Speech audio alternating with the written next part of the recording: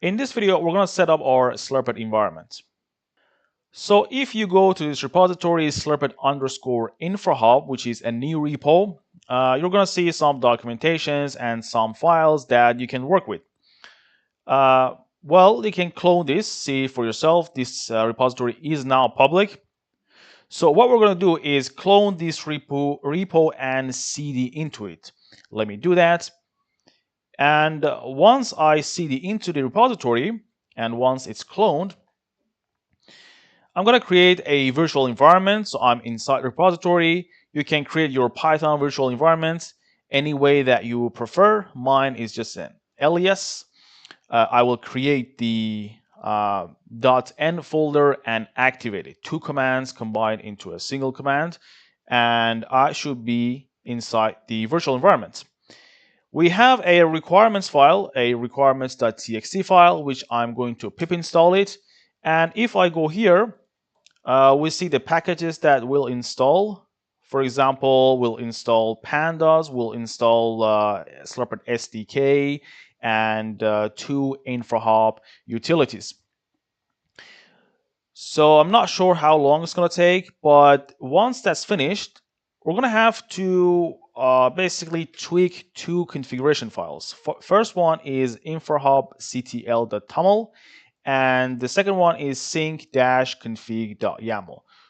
Everything is now installed, so I am going to go to text editor, and this is the first file. This is basically requires two settings regarding source and destination. The source will be our Slurpit application, and destination will be our Infrahub application.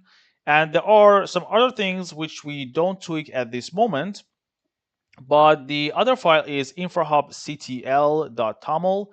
This is also something you probably want to tweak, but for my case, localhost is fine. Also for destination in the other file, localhost port 8000. The API token should be fine. If it wasn't, then we're going to have to generate a new token. With this one, I'm going to have to change this to this sandbox instance that we have, Slurpit sandbox, and I will generate an API token from there. So I will grab this from here, go back here, replace, and go to administrator, API keys. I'm going to generate a new API key, Infrahub, and I will select all for access. Copy, go back here, and I will put it here. Save it. That's fine. So as I told you, the token for Infrahub should work. If it didn't, then we go to the documentation, grab this GraphQL mutation, paste that into the sandbox, the GraphQL sandbox in our Infrahub environment.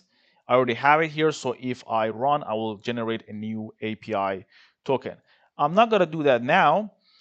Rather, I will go back to our documentations. I believe these are configured properly. I believe that's all I wanted to talk about in this video. We set up our Slurpit environment, and to just test to see whether we have connectivity with Infrahub or not, I am going to create a branch, and if I run that, so the branch is created. That way I know we have connectivity with Infrahub. But in order to actually test to see whether we have connectivity between Slurpit and Infrahub, I'm going to have to sync our data, which we'll do in a future video. So I will see you there.